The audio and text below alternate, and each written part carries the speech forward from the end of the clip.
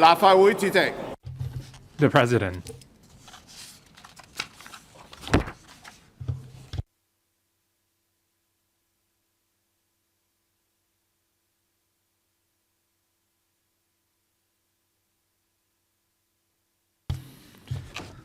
Good morning. This is the first LegCo meeting of the Year of the Ox. I wish you all health and success in the new Lunar New Year.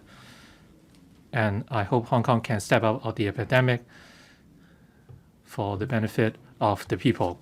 Government bills, first reading. Appropriation Bill 2021. Arbitration Amendment Bill 2021. Employees Compensation Amendment Bill 2021. Road Traffic Amendment Bill 2021. Second reading. Financial Secretary.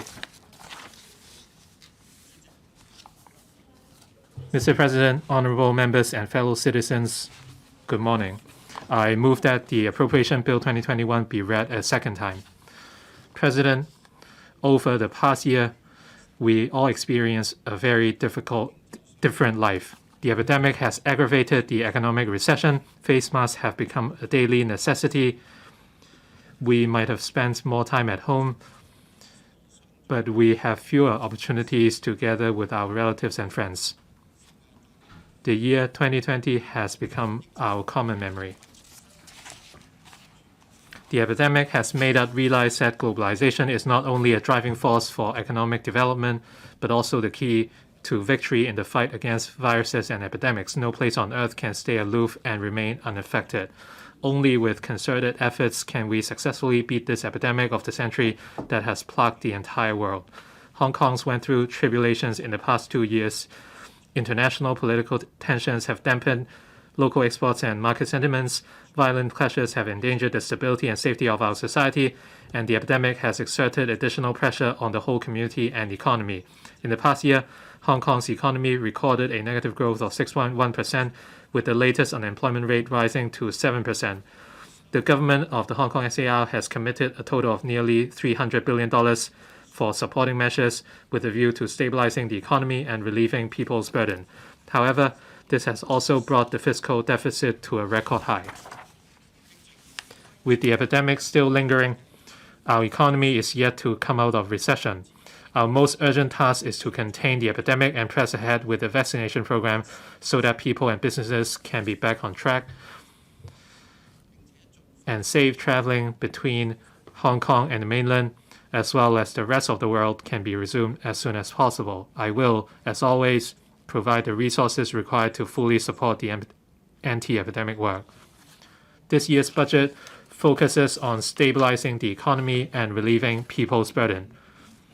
It aims to alleviate the hardship and pressure caused by the economic downturn and the epidemic through the introduction of counter-cyclical measures costing over $120 billion, and seeks to create a leverage effect to benefit our people, workers, as well as enterprises.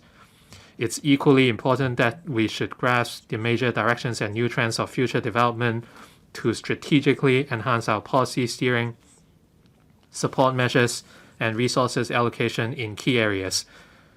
This will not only bring new impetus to our industries, but also enable them to have a more dynamic, diverse, and interactive development. I will go into more details in the ensuing paragraphs. Economic situation in 2020. Last year, the COVID-19 epidemic ravaged the world, causing unprecedented repercussions on the global economy. The International Monetary Fund estimated that the global economy contracted significantly by 3.5% for the year as a whole. At the onset of the outbreak, governments around the world implemented stringent social distancing requirements and widespread lockdowns, plunging many major economies into a deep recession in the first half of last year. Amid a sharp fall in external demand caused by the epidemic, Hong Kong's total exports of goods tumbled by 9.7% year-on-year in real terms in the first quarter of last year. Later, with a strong rebound in the mainland economy after its epidemic situation was kept under control, and the gradual recovery of other major economies in the second half of the year, Hong Kong's total exports of goods resumed growth in the second half of the year, yet there was still a mild decrease of 0.3% for the year as a whole. Under the threat of the epidemic, inbound tourism was brought to a frozen state for most of the time last year amid extensive travel restrictions worldwide. Exports of travel services fell drastically by 90.5% for the year as a whole. Exports of financial services saw a moderate growth in the period, but total exports of services still registered a record decline of 36.8% for the year as a whole. Given the volatile local epidemic situation, social distancing measures were tightened from time to time. This, together with the weak job and income conditions, has dampened local consumer sentiments. Private consumption expenditure dropped significantly by 10.1% for the year as a whole, despite some narrowing of the decline in the second half of the year. Amid the highly uncertain business outlook, investment expenditure fell by 11.5%. Hong Kong's overall economy contracted substantially by 9% in the first half of last year. While a slight improvement was seen in the third quarter, it has been hit again by the epidemic since the latter part of the fourth quarter. For 2020 as a whole, the economy contracted by 6.1%, the largest annual decline on record. It is also the first time for Hong Kong to register 2 consecutive years of negative growth. The labor market deteriorated sharply. The seasonally adjusted unemployment rate went from 3.3% in the fourth quarter of 2019 to 7% in the latest period, the highest in close to 17 years. Amid the epidemic, the consumption and tourism-related sectors were hit hard. The unemployment rate of the retail, accommodation, and food services sectors combined rose to 11.3%. In particular, the unemployment rate of the food and beverage services sector reached a high level of 14.7%. The unemployment rate of the construction sector also reached a double-digit level. Household incomes fell markedly in the year. Amid a lackluster economy, pressures on consumer price inflation were modest. Netting out the effects of the government's one-off measures, the underlying inflation rate was 1.3% for last year as a whole, down 1.7% percentage point from the year before. As for the property market, the residential property market was generally stable last year. Prices of commercial and industrial properties fell visibly from their peak in 2019 and transaction volume dropped to a record low. Following the relaxation of macroprudential measures for mortgage loans on non-residential properties by the Hong Kong Monetary Authority, as well as the abolition of the doubled ad valorem stamp duty on non-residential property transactions by the government, there was a slight rebound in transactions in the latter part of last year. Economic outlook for 2021 and medium-term outlook. With the launch of vaccination schemes in various parts around the world, the global economy may see relatively significant improvements starting from the latter half of 2021. Last month, the IMF forecast that the global economy will rebound by 5.5% this year. The mainland economy was hit hard by the epidemic in early 2020. Nevertheless, with the epidemic swiftly put under control and vigorous macro policies implemented in a timely manner, the mainland economy experienced a strong rebound since the second quarter with an annual growth of 2.3%, making our country the only major economy in the world that has achieved a positive growth. Looking ahead, though there are still uncertainties arising from the global epidemic situation and the China-US relations, the mainland economy is fundamentally sound. The Central Economic Work Conference held at the end of last year emphasized that the continuity, stability, and sustainability of the macro policies would be maintained to provide the necessary support for economic recovery on an ongoing basis. All these would be conducive to robust economic growth in the mainland. The U.S. economy has begun to pick up since the third quarter of last year, with the rollout of a vaccination program and the support of fiscal stimulus measures, as well as the easy monetary environment. Market forecasts generally point to faster economic growth in the U.S. this year.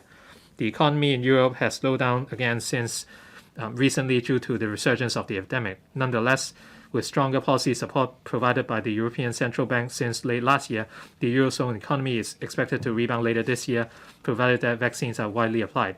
Once the epidemic is contained, Japan and other economies in Asia will also see a visible recovery this year. Members, the foreign and economic policy directions of the U.S. administration is the attention of the whole world. Their implications on China-U.S. relations and the economies are of particular significance. The global community hopes that China-U.S. economic and trade relations can gradually be back to normal, thereby supporting further revival of global trade and business activities. However, as seen from the developments in the past few years, there remain many deep-seated conflicts between the two nations. Looking ahead, relations between the two nations will remain in a state of continued tension and ongoing competition, but without a total breakdown. Changes in China-U.S. relations will attract the global trade, finance, and political landscape. External factors such as geopolitical situations and possible financial risks associated with the surging global public debts also warrant attention. Hong Kong's economy is expected to resume positive growth this year, but the progress of economic recovery will hinge on the development of the epidemic. As cross-boundary movement of people and tourism activities take time to resume to normal, the economy will still face significant challenges in the first half of the year. Nevertheless, as long as the community gather together to control the epidemic and social stability is maintained, economic recovery will likely gain a stronger momentum in the second half of the year in tandem with an expected rebound in the global economy. Having regard to the latest internal and external situation, as well as the stimulus effect of the fiscal measures, I forecast that our economy will grow by 3.5% to 5.5% in real terms this year. On inflation, external price pressures are expected to remain modest. After 2 consecutive years of contraction, overall economic activities will remain below the pre-recession level this year and should not pose notable pressure on local costs. I forecast that the headline and underlying inflation rates will be 1.6% and 1% respectively this year. In the medium term, Hong Kong will continue to benefit from the ongoing development of the mainland and the shift in global economic gravity from west to east. The economic outlook is positive. Our country's economy will continue to advance during the 14th five-year plan period. The signing of the Regional Comprehensive Economic Partnership or RCEP agreement will further promote economic integration in the region. Hong Kong can open up greater room for development by leveraging the advantages under one country, two systems, playing its unique role as a gateway and an intermediary, integrating into the new overall development of our country, actively participating in the national dual circulation development strategy, and seizing opportunities brought by the development of the Guangdong, Hong Kong, Macau, Greater Bay Area, and the Belt and Road Initiative. On the other hand, the government will strive to overcome land and talent constraints, promote innovation and technology development, invest in education and nurture talent, and strengthen connection with the world. Considering the above factors and taking into account the catch-up growth that will follow the initial economic recovery this year, I forecast that Hong Kong's economy will grow by an average of 3.3% per annum in real terms from 2022 to 2025, while the underlying inflation rate will average 2%. Riding out the sun, fighting the virus together. It is the government's top priority to contain the epidemic so that businesses and the public can be back to their daily routines. A high-level steering committee, command center led by the chief executive, was set up in January 2020 to formulate strategies and measures swiftly in response to the development of the epidemic with a view to achieving the target of zero infections. I would like to extend my heartfelt thanks to those joining the fight against the epidemic, including healthcare staff, as well as businesses and individuals who have been supporting the government's anti-epidemic measures. I will continue to provide adequate resources to fully support the work. The government strives to step up surveillance and testing efforts in order to identify cases in the community as early as possible to help cut the transmission chains. Various means are provided to collect specimens up to about 100,000 for testing each day. At present, the actual testing capacity of public and private laboratories in Hong Kong has reached a level of over 100,000 tests per day. The government has allocated $4.7 billion from the Anti-Epidemic Fund to support the anti-epidemic work of the hospital authority, ensuring sufficient support and protection for frontline healthcare staff. The government also provides an additional allocation of $3.044 billion, mainly for the HA, to establish and operate the community treatment facility at the Asia World Expo and the Hong Kong Infection Control Center at the North Lantau Hospital. The former has commenced services in phases since last August, and the latter from the end of this month. The government has earmarked over $8.4 billion for the procurement and administration of COVID-19 vaccines. Our target is to have the majority of the population vaccinated for free within 2021. The COVID-19 vaccination program started yesterday and will provide vaccination for 5 priority groups of citizens. The government will seek funding support from the Finance Committee of the LegCo at the end of this month to establish a vaccination indemnity fund with $1 billion. Overcoming the epidemic. The AEF is set up to enhance Hong Kong's capability in combating the epidemic and provide relief for industries and the public hit hard by the epidemic. The measures launched under the AEF and the relief measures that I put forward in my last budget involve a total of over $300 billion, providing an expected support effect of more than 5% of GDP. Having regard to the financial affordability of the government, I will implement the following measures to continue to support enterprises, safeguard jobs, and relieve people's burden. To support enterprises, I will implement the following measures involving a total of about 9.5 billion.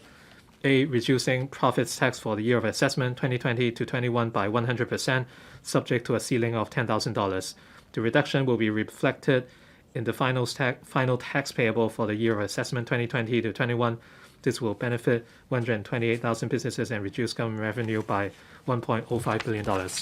B. Providing rates concession for non-domestic properties for 4 quarters of 2021 to 22, subject to a ceiling of $5,000 per quarter in the first 2 quarters and a ceiling of $2,000 per quarter in the remaining 2 quarters for each rateable property. This proposal is estimated to involve 420,000 non-domestic properties and reduce government revenue by $3.4 billion. C.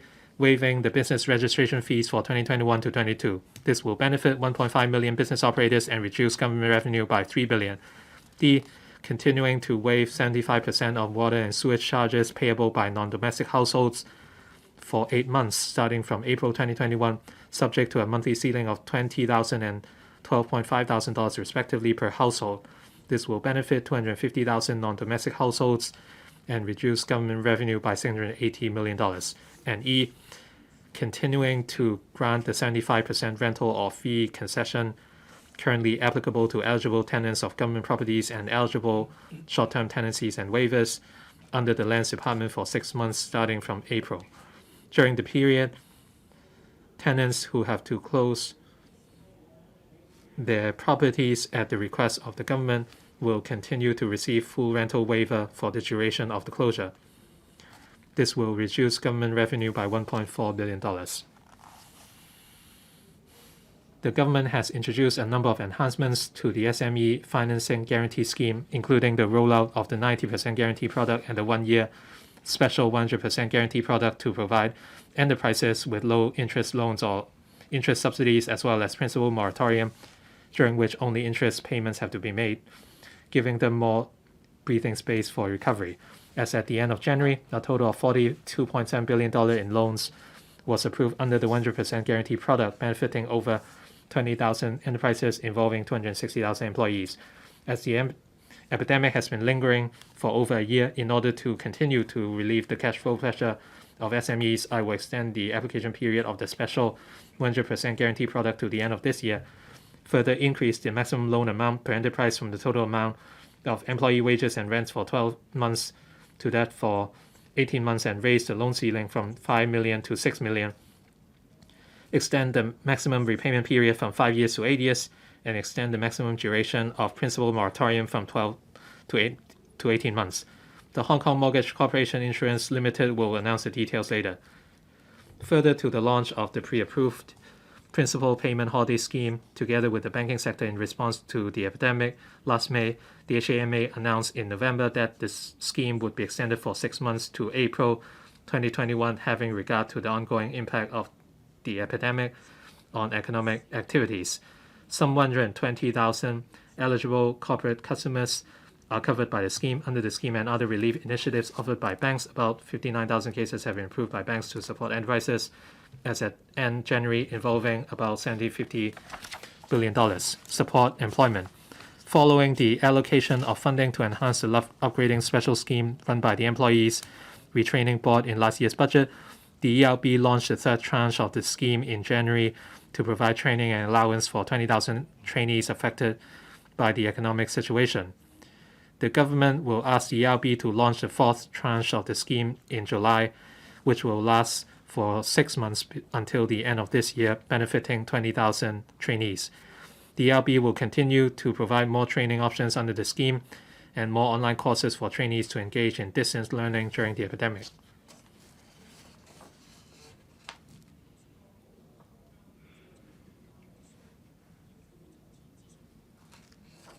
Having regard to the advancement in technology and changes in learning mode, the government plans to expand the scope of the Continuing Education Fund to include online courses to provide learners with more diversified ways of continuing learning. Meanwhile, we will ensure effective supervision over the quality of courses and teaching.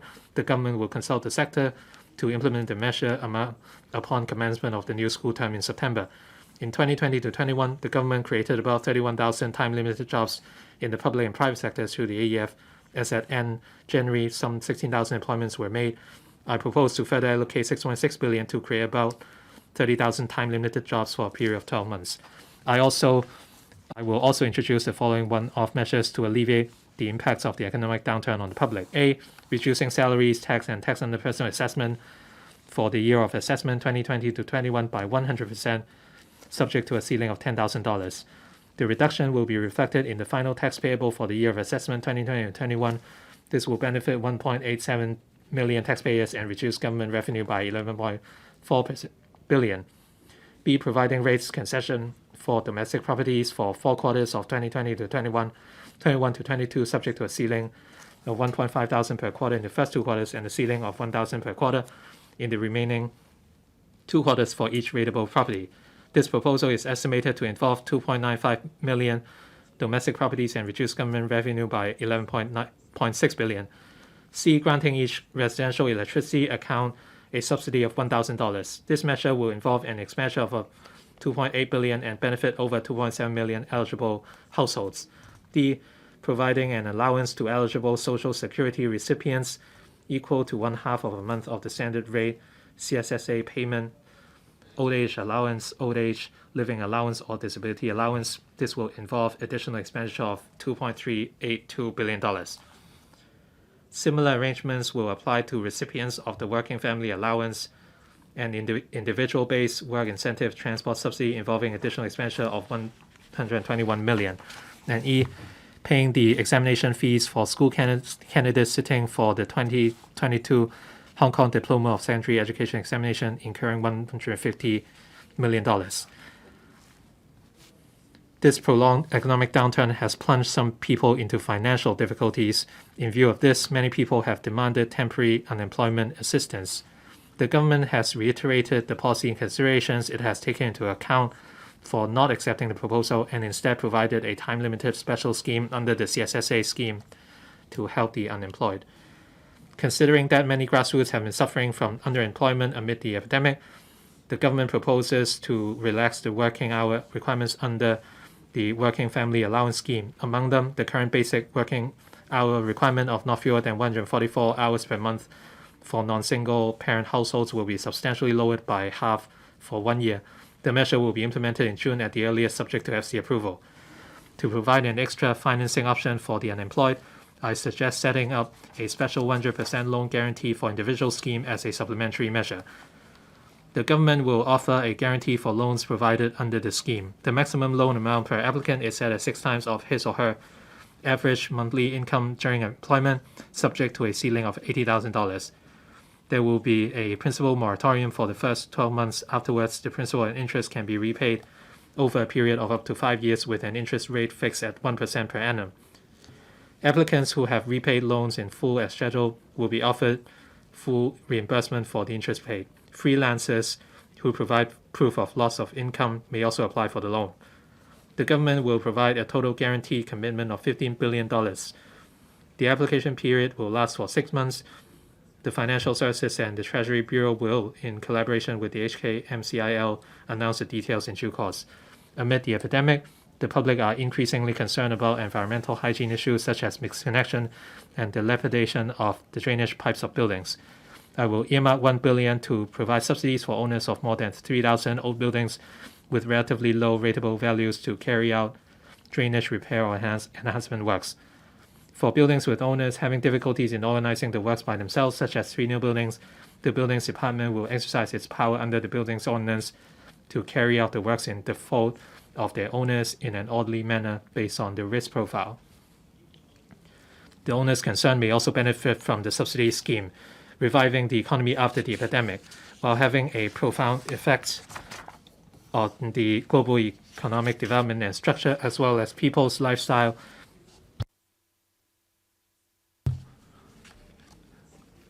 To enable our economy to revive after the epidemic, we would adopt a targeted approach. Apart from helping enterprises adapt to the economic new normal after the epidemic and stimulating consumption, we should also promote our advantages outside Hong Kong. I will elaborate on the relevant measures in the ensuing parts of our speech. Digital economy. Many traditional industries have accelerated the application of technology in their operations due to the epidemic. Examples include digital payment, smart self-service systems, and various online businesses, customer services, and workflow management. For many people who stay at home during the epidemic, the use of online shopping services, video streaming platforms, and online conference software has become the new mode of working, studying, and entertainment. For various trades, it has now become a trend to speed up digital transformation in order to adapt to the new consumption modes and habits of the people. Only by making good use of information technology can enterprises seize the opportunities of development when the epidemic is over. In view of the above, we have launched the Distance Business Program under the AEF to provide funding support for enterprises to adopt information technology solutions and cover the expenses for providing relevant training to their employees. The program has received an overwhelming response since its launch in mid-2020, and a total funding of nearly $800 million has been granted. We have subsequently allocated an additional funding of $1 billion for the continuation of the program and further enhancements. The challenges posed by the epidemic have also catalyzed local R&D developments. They not only incentivize businesses to conduct research and development for products or innovative services, but also provide enterprises with suitable contexts for application. The electronic wristbands used for home confinement and the touchless lift button system are some good examples. The government will continue to support enterprises of manufacturers through, among others, the Public Sector Trial Scheme, the Technology Voucher Program, and the Reindustrialization Funding Scheme in realizing and commercializing their R&D outcomes, using technological services to improve their productivity or business process, and setting up smart production lines in Hong Kong. This will enable them to better grasp the opportunities brought by the new economy. I will allocate a total of $375 million to the Hong Kong Trade Development Council, TDC, in 3 years, starting from 2020 to 21 to 22, for developing virtual platforms to enhance its capability to organize online activities and to proceed with digitalization. Moreover, the TDC will promote Hong Kong's strength in the development of the GBA and in healthcare products and services. It will also explore the use of its physical and online business-to-consumer platforms to assist young business starters in promoting their original products and gauging the preference of consumers.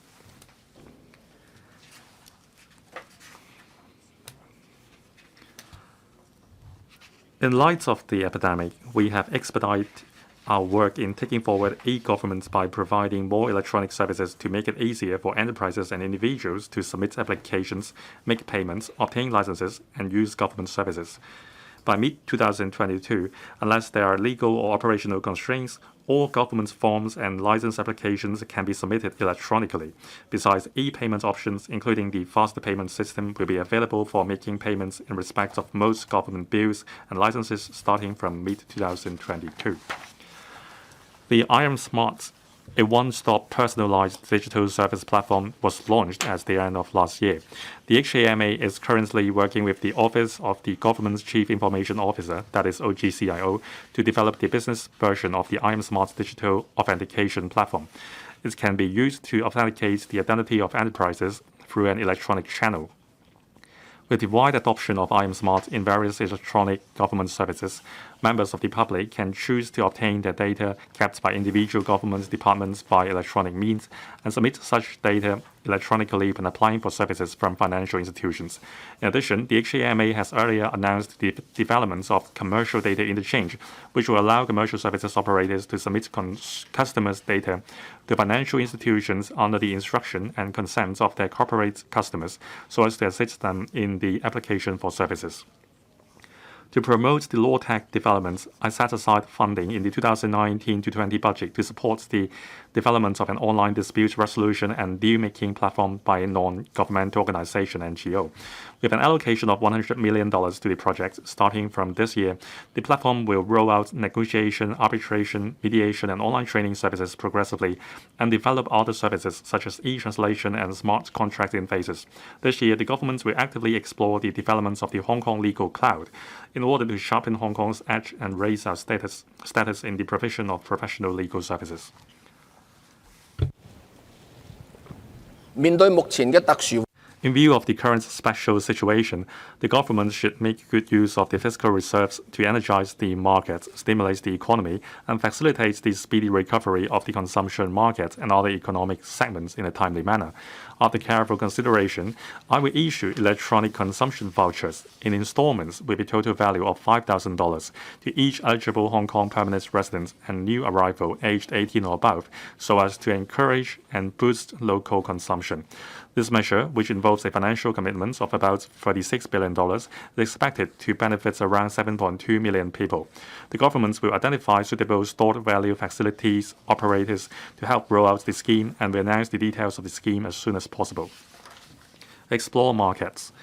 I will inject $1.5 billion into the dedicated fund on branding, upgrading, and domestic sales, and substantially extend in phases its geographical coverage from 20 to 37 economies to include all those with which Hong Kong has entered into investment promotion and protection agreements, IPPAs. The funding ceiling for each enterprise will be increased from $4 million to $6 million so as to support enterprises in exploring more diversified markets by fully utilizing the better protection offered by the IPPAs. Support tourism. The epidemic has dealt a heavy blow to the local tourism industry, bringing it to a standstill. Apart from the financial support of nearly $2.6 billion that has already been provided for the tourism industry, I will further earmark a total of $934 million to enhance tourism resources, of which $169 million will be used to continue to take forward local cultural, heritage, and creative tourism projects, such as the Yim Tin Jai Arts Festival and the City in Time. We will continue to improve the facilities along hiking trails to develop more green tourism resources. The purpose is to offer leisure and travel experience with rich historical and cultural elements to both locals and visitors. I will also earmark $765 million to support the Hong Kong Tourism Board, HKTB, in reviving our tourism industry. The HKTB has launched promotional programs such as Holiday at Home and 360 Hong Kong Moments, with a view to enhancing local ambience and consumption as well as maintaining the promotion and exposure of Hong Kong in visitor-source markets. Upon gradual resumption of cross-boundary travel, the Hong Kong TB will roll out promotional offers to attract visitors through the Open House Hong Kong platform. The HKTB is also conducting a comprehensive review of the positioning of Hong Kong's tourism in the long run in response to the new normal after the epidemic, with a view to formulating appropriate strategies to spur the recovery of the tourism industry. Provided that public health can be safeguarded, the government will consider relaxing restrictions on group gatherings in relation to local group tours again to allow room for business operation for the tourism industry. The government will discuss and work out arrangements regarding air travel bubble with places that have close economic and trade relations with Hong Kong and where the epidemic situation is relatively stable. Apart from the above initiatives, additional resources will also be allocated to enhance country parks, recreational facilities, harbour fronts, etc. These enhancements will improve people's quality of life when the epidemic is over and may also appeal to our visitors. I will provide more details in the ensuing parts of my speech. Promote Hong Kong. Once the pandemic further subsides, the government will launch a large-scale publicity and promotional campaign at home and abroad, showcasing to the world the image of Hong Kong as a highly open international city in the GBA from various perspectives such as finance, INT, culture and creativity, and tourism, as well as our unique advantages under one country, two systems.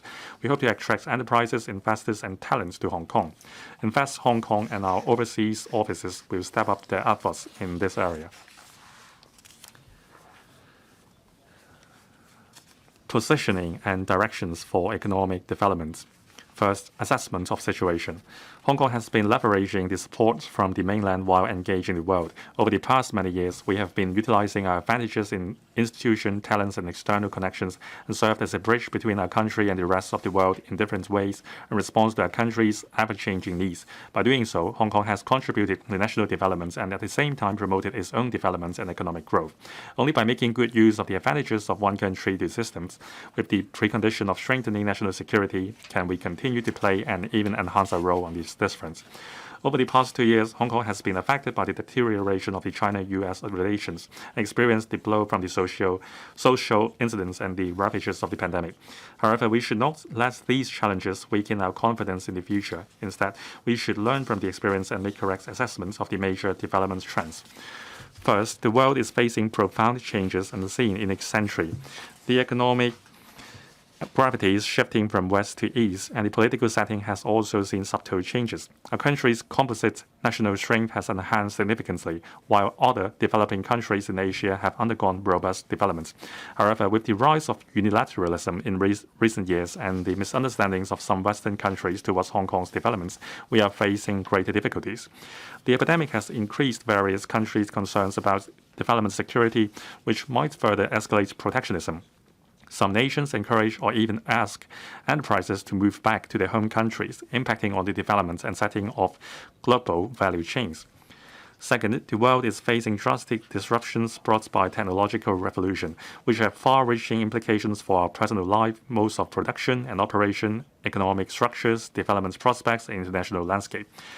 The pandemic has also accelerated changes in the mode of business operation and people's living habits. Making good use of digital technology is not only essential to effective business operation, but also crucial for preventing and combating the pandemic and protecting public health and safety.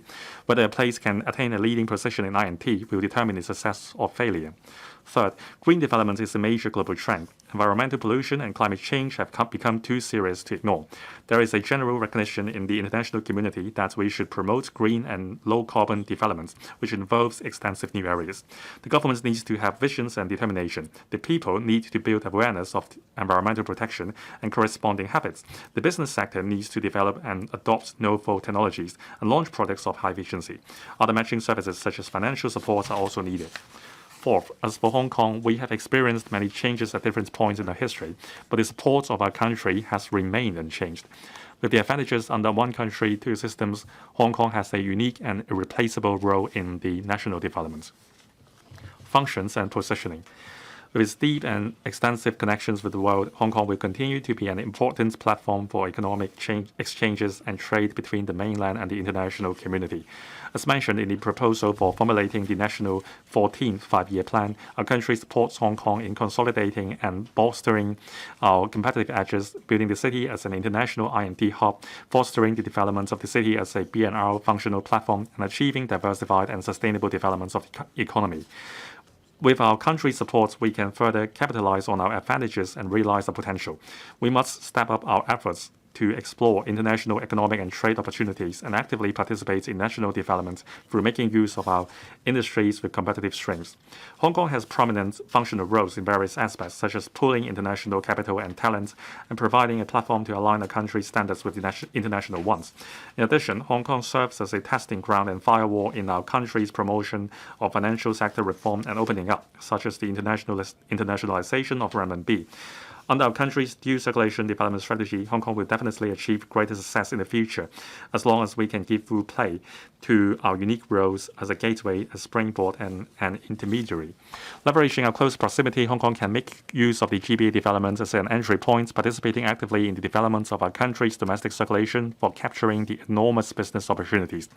As an international metropolis that connects the world, Hong Kong can help the expansion of the country's external circulation and, in consequence, further strengthen its status as an international center for finance, commerce and trade, as well as a home for corporate headquarters. In face of rising unilateralism, it is all the more important for us to actively promote multilateralism, dismantle various barriers, and strengthen Hong Kong's links with the international community. We should further expand Hong Kong's trade, investment, and tax agreement networks. The free trade agreement and the investment agreement between Hong Kong and the ASEAN nations have recently come into full effect. In November last year, our country signed the RCEP agreement with 14 economies. We are actively seeking to be among the first batch of economies joining the RCEP after it comes to effect, so as to help our businesses and investors open up markets, thereby fostering the long-term economic development of Hong Kong. The way forward for industries. From the perspective of industries, Hong Kong has huge development potential in areas including financial services, INT, green economy, air cargo, supply chain management, and professional services. Financial services are an important support to the real economy. On top of being a leading assets and wealth management center, Hong Kong is also an international fundraising platform, an insurance and risk management center, and an offshore RMB hub.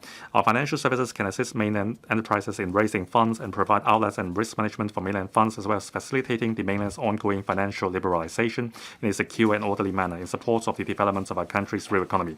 We must continue to strengthen Hong Kong's leading position in the global financial market. Hong Kong enjoys a number of advantages in INT development, such as top-notch capabilities in basic scientific research, intellectual property rights protection, attractiveness to research talents from all over the world, and first-class financial support services. In recent years, the government has allocated substantial resources and implemented a number of preferential policies and been blessed with our country's support. As long as we can leverage our advantages and achieve coordinated development with our brother cities that have advanced manufacturing industries in the GBA, we can form an INT upstream, midstream, and downstream industrial chain and develop the GBA into an international INT center, thus contributing to our country's technological self-reliance and at the same time identifying new areas of growth for Hong Kong's economy. Nowadays, when everyone is striving to live a quality life, decarbonization, waste reduction, building of a green environment and a sustainable city, etc., have become a social consensus.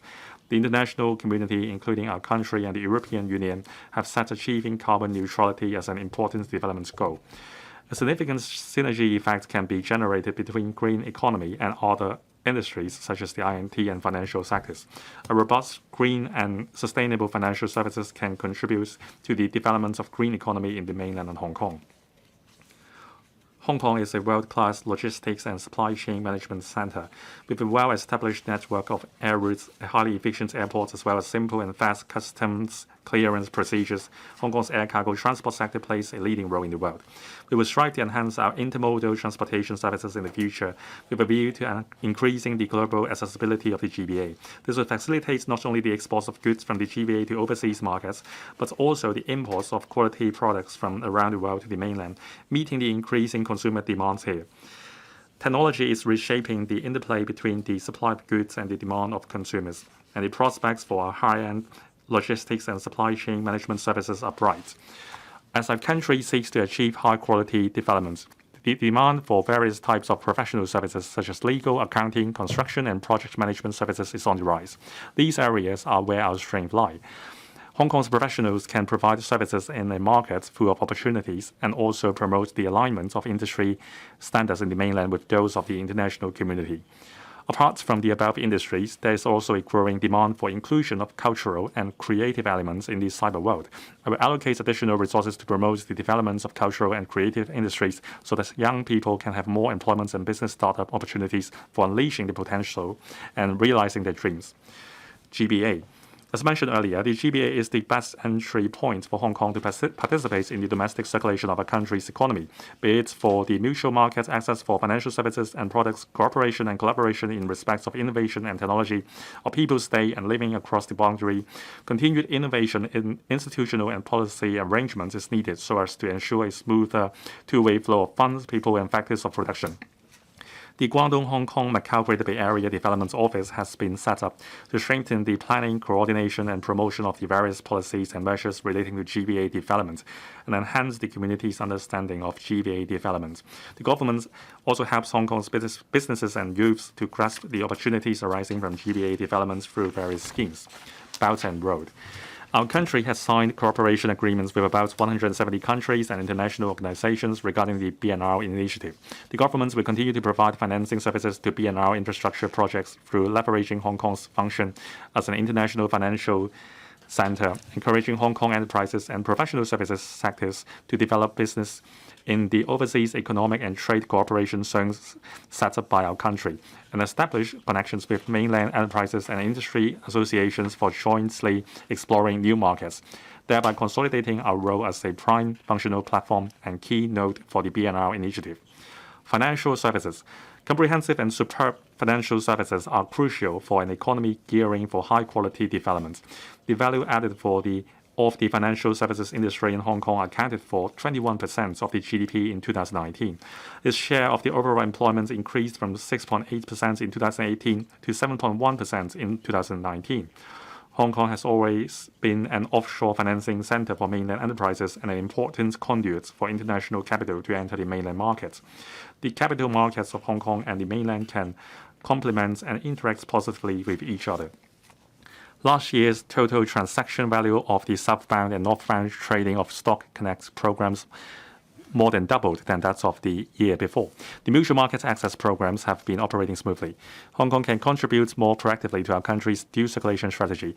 The FSTB, together with the HKMA, the Securities and Futures Commission (SFC), and the Insurance Authority (IA), had set up a joint working group to explore how Hong Kong can complement the economic and financial developments of our country and meet the needs of international investors, and examine how to further enhance our competitiveness as an international financial center on the basis of our existing capacities.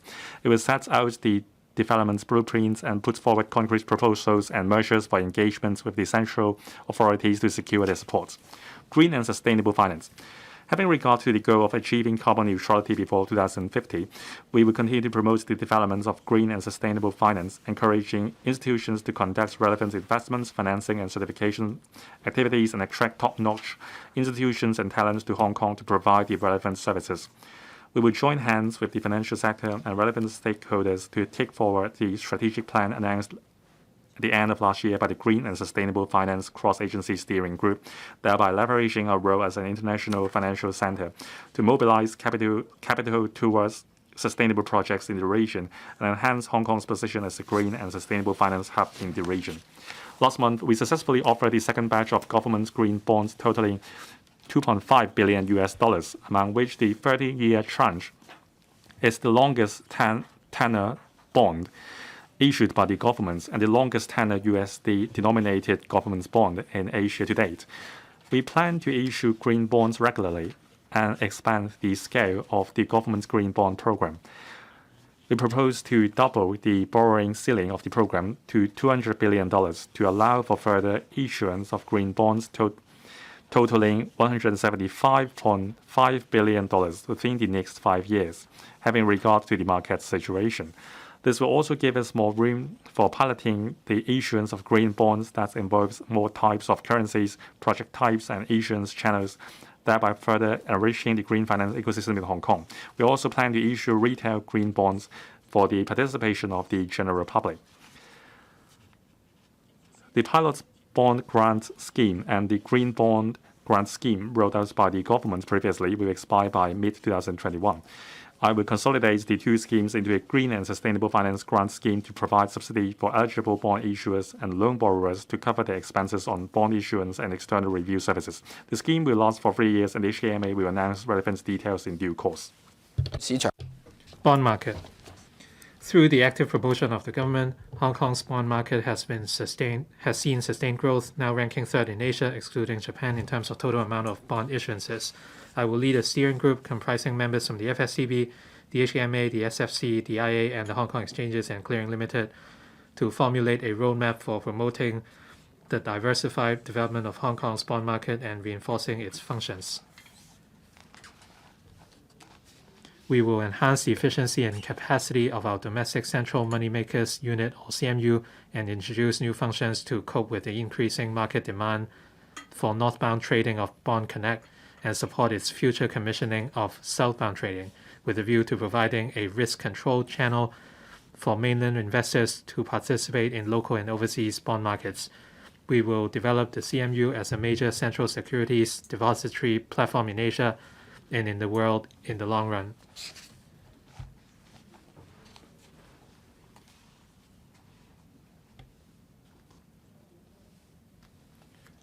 Bond Connect development. We target to expand Bond Connect to cover both southbound and northbound trading. The implementation of southbound trading will further facilitate mainland investors to make diversified asset allocation and present enormous opportunities for Hong Kong's financial industry.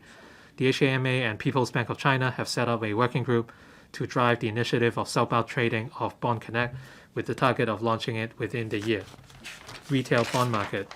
Given that the global low interest rate environment will persist for a considerably long time, and many people in the community, especially the elderly, prefer investment options with steady and reliable returns, we plan to continue to issue no less than $24 billion of silver bond and no less than $15 billion of I-bond this year. We propose to raise the borrowing limit of the government bond program from $200 billion to $300 billion to allow sufficient room for bond issuances to achieve the objective of promoting the sustainable development of Hong Kong's bond market. The eligible age for subscribing silver bond will be lowered from 65 to 60. We are committed to developing the real estate investment trust market in Hong Kong and reinforcing the city's role as a premier capital raising center while offering investors a wide range of investment options with relatively stable returns.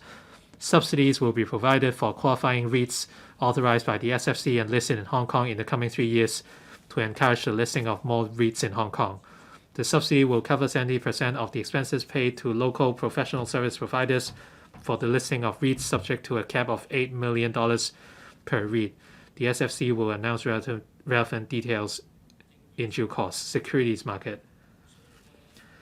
Undaunted by challenges from external factors, the Hong Kong stock market recorded an average daily turnover of 129.5 billion last year, representing a rise of 49% over the year before.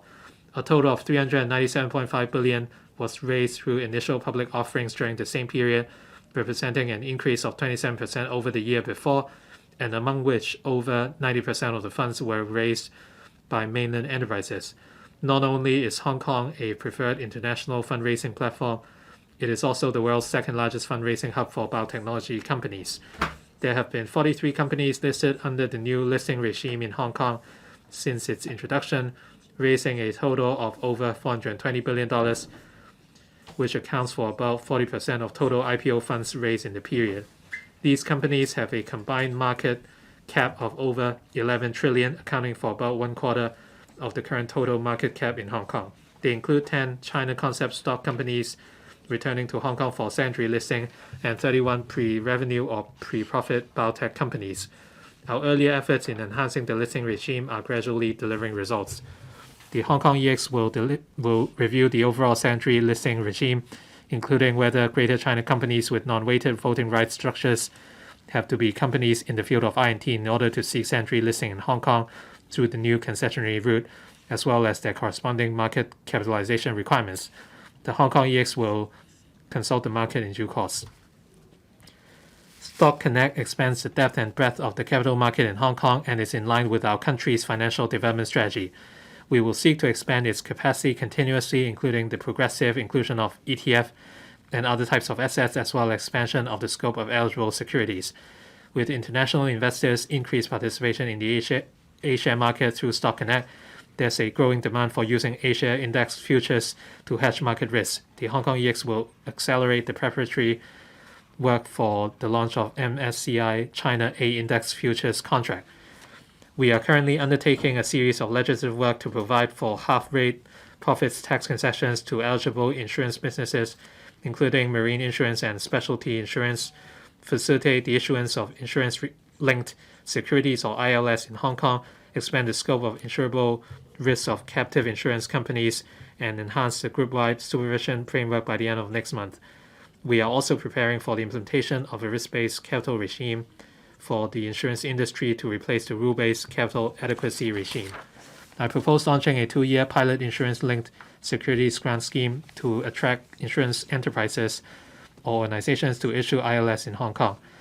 The amount of grant for each issuance will be capped at 12 million, depending on the maturity of the ILS. The IA will announce details in due course.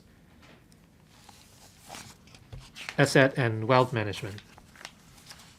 Since the establishment of the 2 new fund structures, namely the open-ended fund company and the limited partnership fund, the investment fund regime of Hong Kong has become more comprehensive. With 11 OFCs and over 100 LPFs already set up, Hong Kong's status as an international asset and wealth management center has been consolidated. We plan to submit a legislative proposal in the second quarter of this year to allow foreign investment funds to redomicile to Hong Kong for registration as OFCs or LPFs.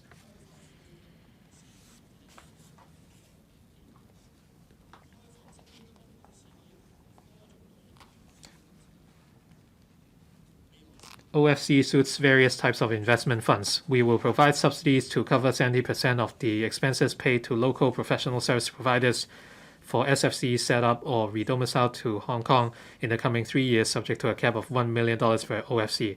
The SFC will announce relevant details in due course.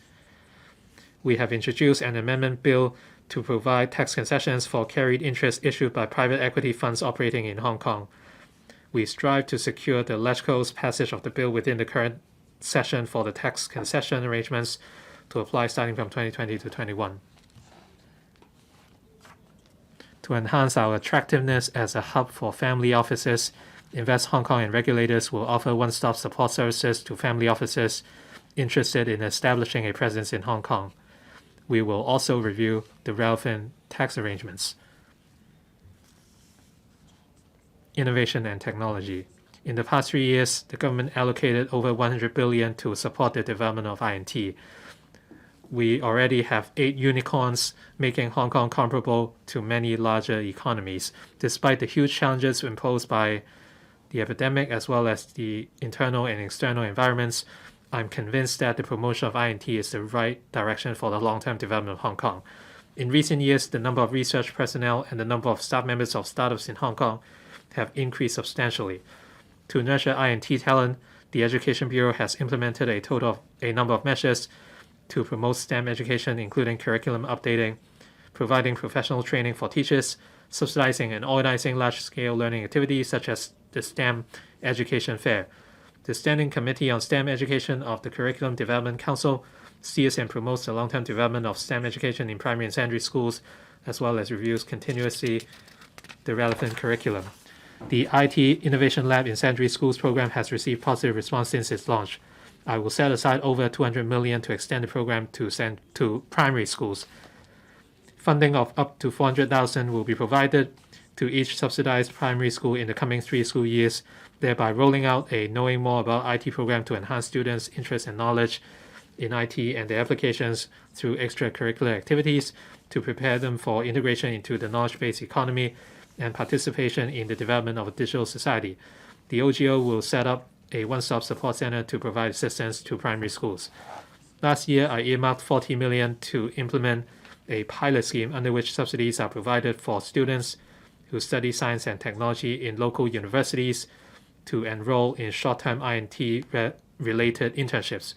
More than 1,600 students and over 1,000 enterprises participated in the scheme, and 80% of the interns indicated that they would consider pursuing a career in I&T after graduation.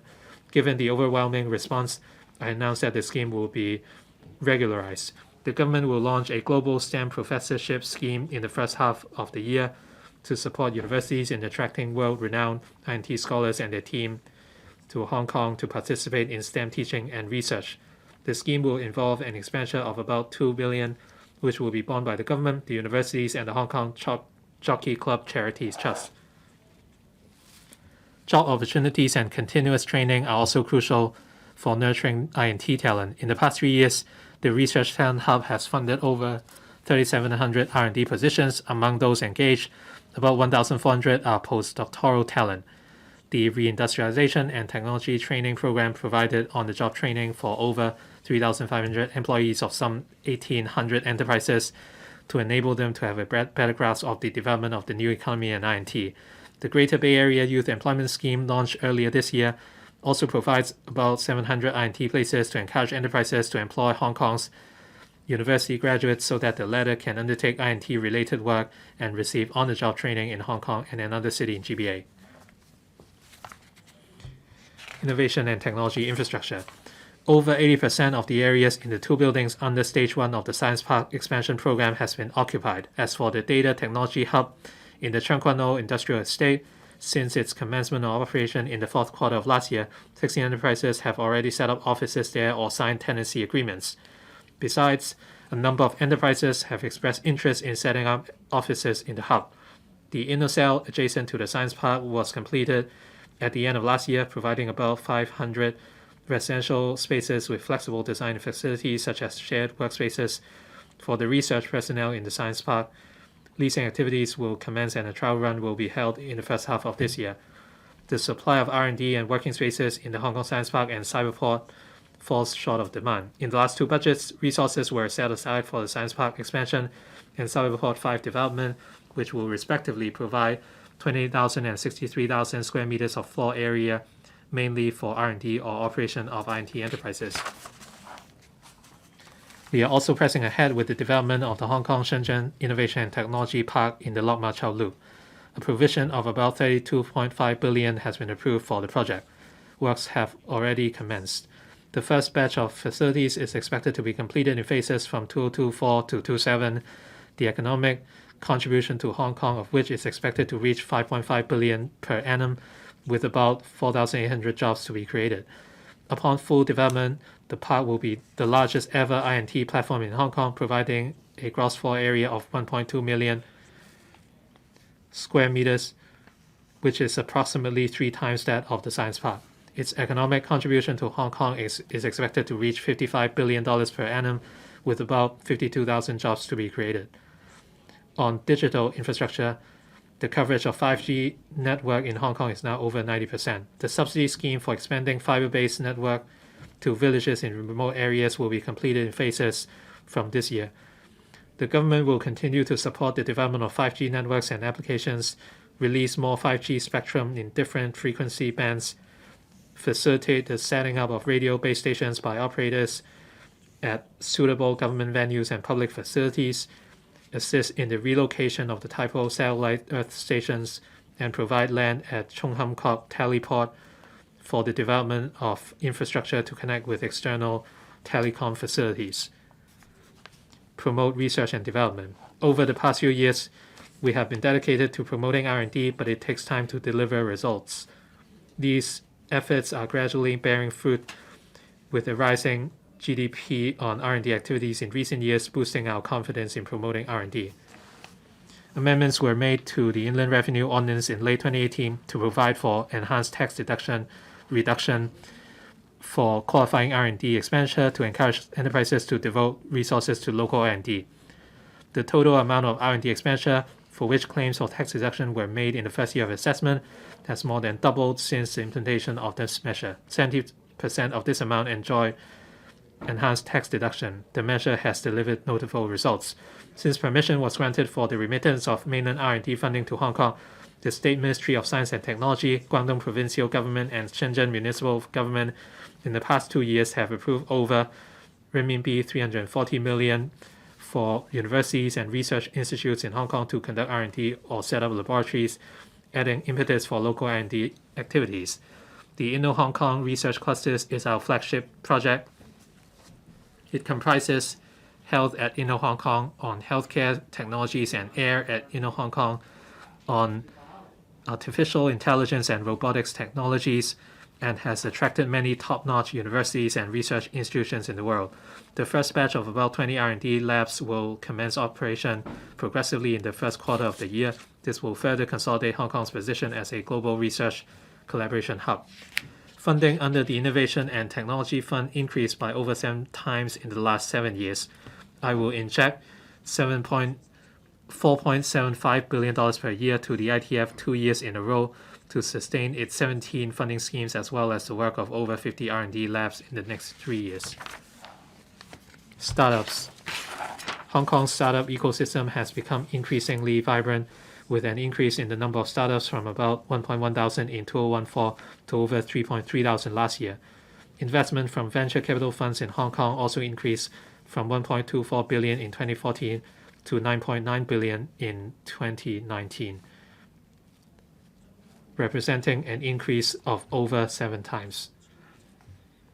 Over the past 3 years, I&T enterprises in the Science Park and Cyberport have attracted over $41 billion of investment. Besides, some 600 startups are being incubated by the Science Park and Cyberport, on top of the nearly 1.3 thousand startups already graduated from the programs. The Innovation and Technology Venture Fund has invested more than 100 million in 19 local startups over the past 2 years, attracting more than $500 million of private investment. The ITVF appointed 3 new co-investment partners late last year. We will continue to partner with venture capital funds to invest in local startups. In the past 3 years, the Hong Kong Science and Technology Parks Corporation has invested over 100 million in 13 technology enterprises through its corporate venture fund, attracting about $1.35 billion of private investment. The Cyberport Macro Fund, set up by Cyberport, also invested more than 120 million in 16 companies, attracting over $860 million of private investment. The HKSCPC and Cyberport will inject 350 million and 200 million into the two funds respectively and extend their scope to cover Series B and later stage investments. The Technology Startup Support Scheme for universities has provided funding of about $120 million to 139 startups in the past 3 years.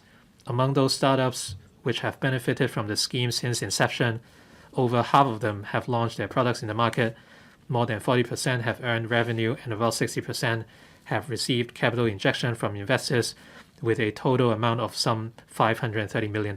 Financial technology. The epidemic has sped up digital transformation of the Hong Kong financial market.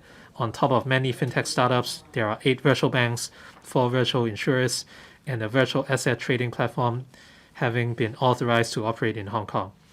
With a view to fostering the development of more novel financial products, the HKSTPC and Cyberport will collaborate with the HKMA to attract more financial, technology, or research institutes to set up laboratories in Hong Kong, with a focus on such areas as regulatory, technology, and cybersecurity, where Hong Kong enjoys clearest advantages.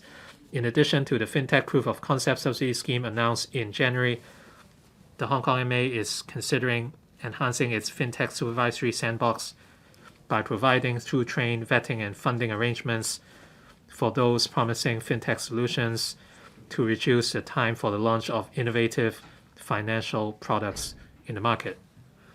Foster reindustrialization. The Reindustrialization Funding Scheme, which was launched in July last year, provides subsidies on a matching basis to manufacturers for setting up new smart production lines in Hong Kong. The scheme has received 12 applications so far. The Advanced Manufacturing Center in the Chung Kwan O Industrial Estate and the Microelectronics Center in the Yuen Long Industrial Estate being developed by the HKSTPC will be completed in the coming years. The 2 centers will provide a total gross floor area of over 140,000 square meters for smart production and high-end manufacturing industries. Quite a number of enterprises have expressed interest in setting up establishment in the 2 centers. Air cargo sector. The Hong Kong International Airport is a double gateway connecting the world and the GBA. With further growth in external trade in the GBA, particularly the booming of e-commerce and the personalization of consumer demand, orders received by manufacturers are becoming small in amount with a narrow delivery window. It can be envisaged that there will be an increasingly keen regional demand for air cargo services. Last year, HAIA handled 4.5 million tons of cargoes and airmail, down by only 7% from the pre-epidemic level. The airport authority has active plans for developing intermodal cargo handling facilities so that there will be seamless transportation of mainland exports to the rest of the world through the HAIA and vice versa.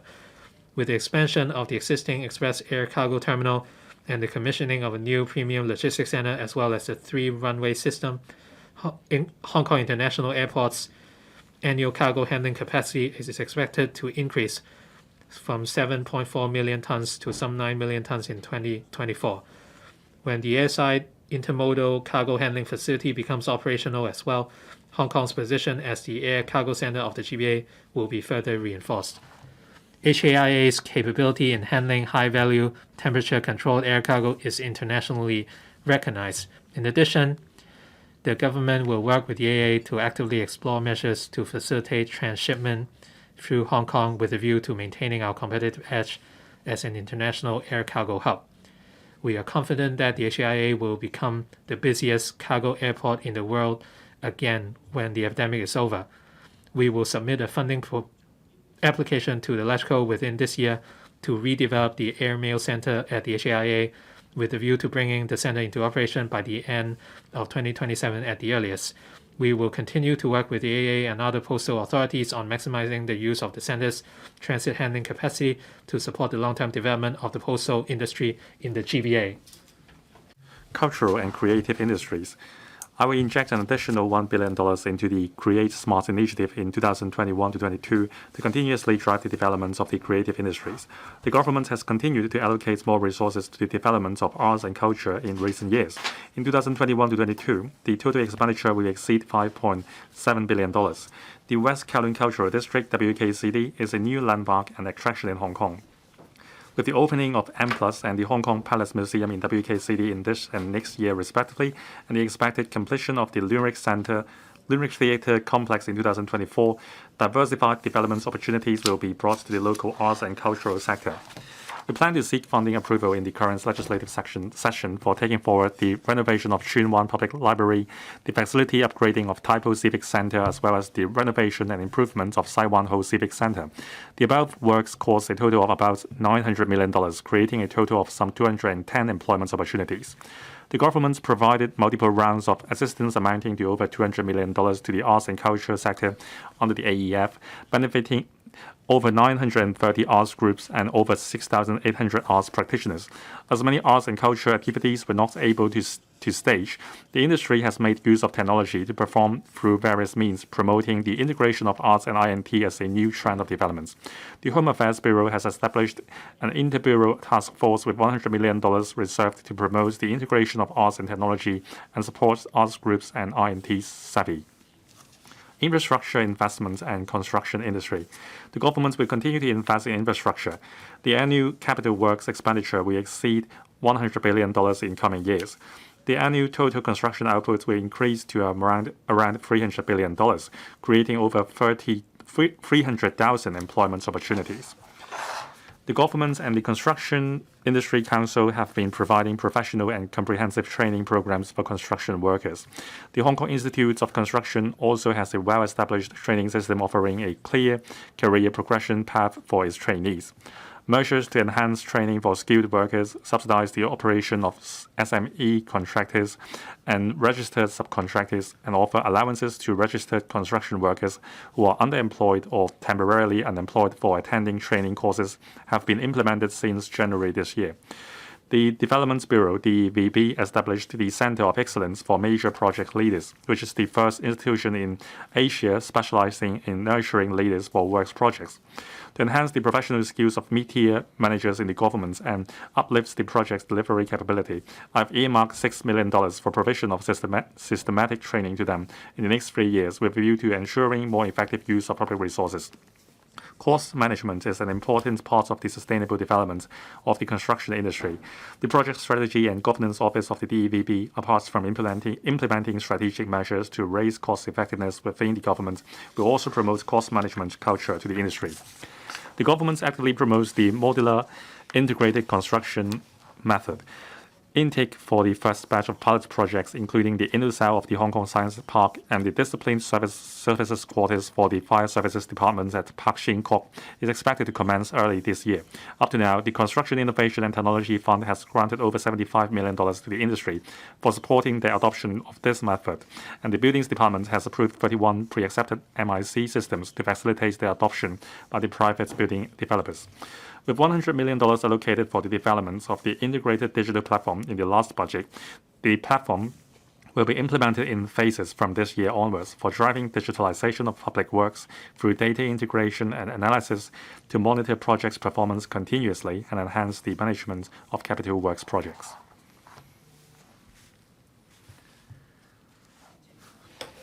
Building a livable city. Land supply. The 2021-22 land sale program comprises a total of 15 residential sites and 3 commercial sites, capable of providing about 6,000 residential units and about 480,000 square meters of commercial floor area, respectively. With the residential sites under the land sale program, together with railway property development projects, private developments and redevelopment projects, and the urban renewal authorities projects, the potential land supply for the whole year is expected to have a capacity of providing about 16,500 units. The Secretary for Development will later announce the details of the land sale program for the next financial year. The construction of Kwu Tung North Fanling North New Development Areas, NDAs, is making good progress. The intake for the first batch of public housing in Kwu Tung North is expected to take place in 2021, 1 year earlier than originally planned. Private residential sites in the area will be tendered gradually. The 12 hectares of private land involved in the first phase of the works for Hong Shui Kiu, Ha Chun NDA has been resumed as scheduled. Site formation and infrastructure works are underway. As for the Yunlong South development, we are going through the statutory planning process. The first batch of public housing units will be completed in 2028. We will seek funding approval from the LegCo for studies related to the New Territories North NDA within this legislative session. The studies will commence shortly afterwards. The first two parcels of housing land under the Tung Shung East reclamation works were handed over to the Hong Kong Housing Authority for public housing developments last year. The first intake for about 10,000 public housing units will take place in 2024. We estimate that in the NDA projects and other government and private development projects under planning, there is a total of over 860 hectares of brownfield sites in the new territories, which can gradually be redeveloped for housing and other land uses. Over the past few years, we have identified 210 sites with potential for housing development. Rezoning has been completed or commenced for 70% of them. It is estimated that about 40% of the public housing units to be completed in the next 10 years will come from the rezoned sites. We are examining the feasibility of rezoning 5 commercial sites in Kowloon East for residential use, taking into account the latest economic situation and market response.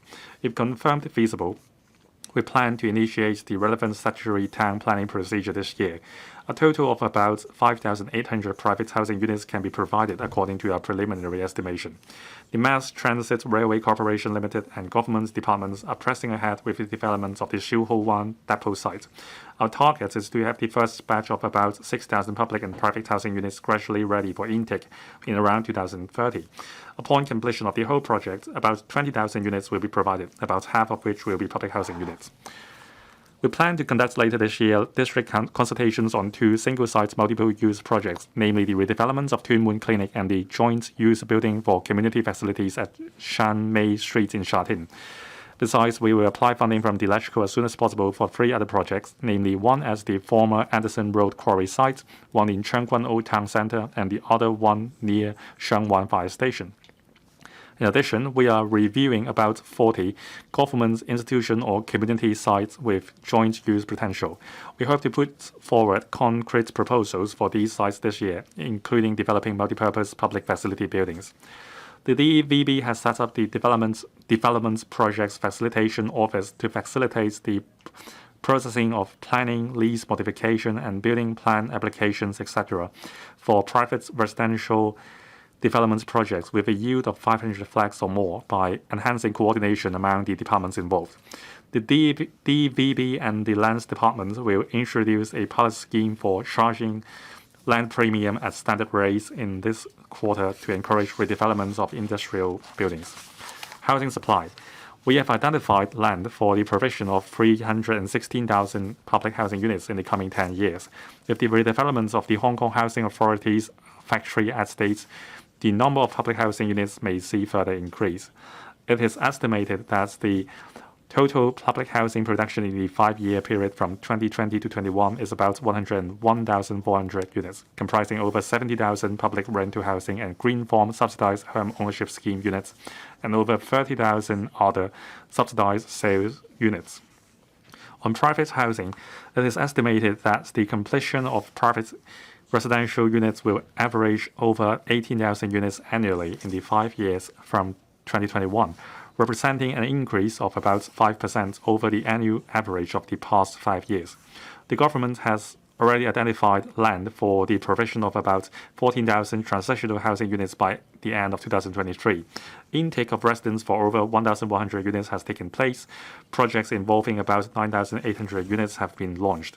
The $5 billion funding scheme to support transitional housing projects has approved projects involving over $2.6 billion, and the government will inject another $3.3 billion this year.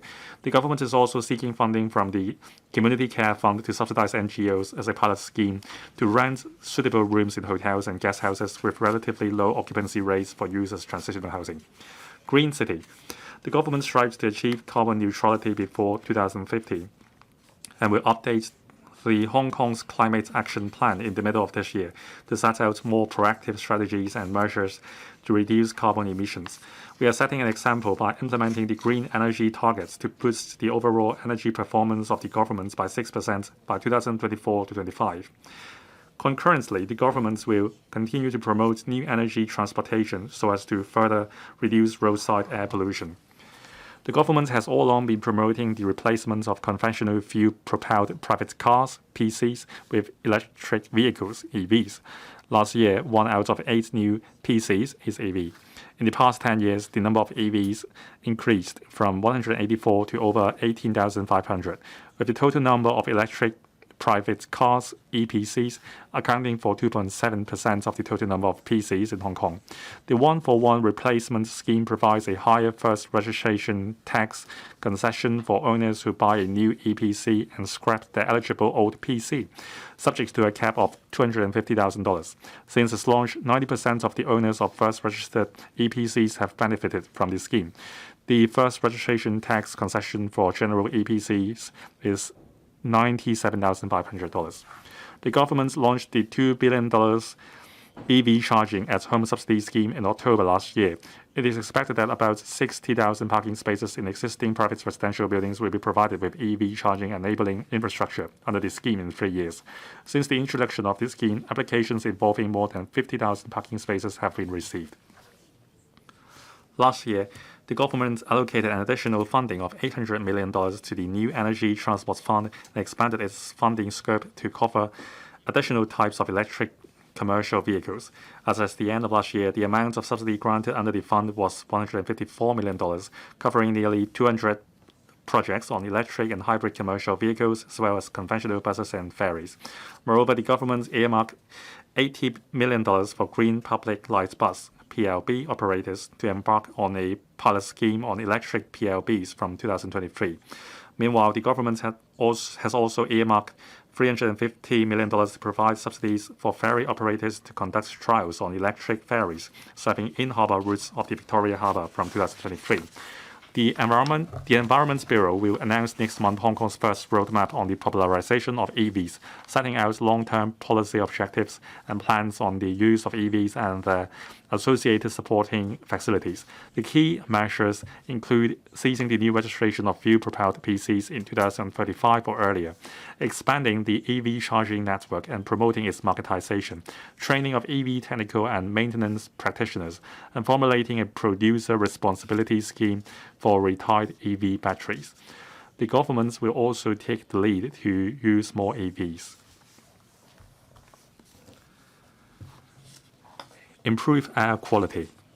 To further improve air quality, the government has implemented an ex gratia payment scheme of $7.1 billion to phase out about 40,000 Euro 4 diesel commercial vehicles by the end of 2027. The government will finish updating the Clean Air Plan for Hong Kong by the middle of this year to set out long-term goals and devise measures to further improve air quality. Relieve traffic congestion. The number of PCs has been on the rise. Traffic congestion has been aggravating. The FRT and the vehicle license fee for PCs have not been adjusted since 2011 and 1991, respectively. I propose increasing the rates of each tax band for the FRT for PCs, including EPCs, by 15% and the vehicle license fee by 30%. The above-mentioned adjustments have been gazetted for taking effect today. Other types of vehicles are not affected. The maximum FRT concession for EPCs under the one-for-one replacement scheme will be raised correspondingly to $287,500, while FRT concession cap for general EPCs will remain unchanged. The Transport Department will also continue the studies on congestion charging and the electronic road pricing pilot scheme in Central, with the aim of optimizing the use of road space and relieving traffic congestion. Decarbonize and reduce waste. In addition to the resources earmarked in previous budgets, I will set aside an extra $1 billion for more than 80 projects to install additional small-scale renewable energy systems at government buildings and infrastructure. I will also set aside $150 million to conduct energy audits and install energy-saving appliances free of charge for NGOs subvented by the Social Welfare Department. In addition, the Green Tech Fund, set up with an allocation of $200 million by the government, has just closed the first round of applications. The result is expected to be announced in the middle of this year. All these measures can help Hong Kong advance towards its carbon neutrality target and will also create jobs. The government will inject an additional funding of $1 billion to the recycling fund and extend the application period to 2027 so as to render continuous support to the trade, particularly the SMEs, in enhancing its operational capabilities and efficiency as well as coping with the latest needs of both the local and non-local markets. It is expected that more than 1,000 businesses will benefit from the measure. Quality living. Apart from large-scale infrastructure projects, I also care about developing a quality city for our citizens, including enhancing the facilities in the highly popular country parks, hiking trails, recreational facilities, and harborfront facilities. I will allocate more resources to the relevant projects. I will set aside $500 million to carry out enhancement works on facilities in some country parks, such as providing recreational elements like additional lookout points, treetop adventure, and glamping sites, improving toilet facilities and barbecue and picnic sites, and revitalizing some wartime relics by converting them into open museums so as to enrich visitors' experience and enjoyment at the countryside. The new facilities will adopt low-carbon and green design that integrates with its natural surroundings. The needs of all age groups and people with or without physical disabilities will be catered for. The new facilities will be rolled out gradually in the coming 2 to 3 years for public enjoyment. Meanwhile, I have also earmarked $55 million for the Tourism Commission to work with the AFCD to take forward the second phase of the enhancement program for 10 popular hiking trails in country parks that have potential for tourism in the coming 5 years with a view to enriching leisure experience of the public and visitors.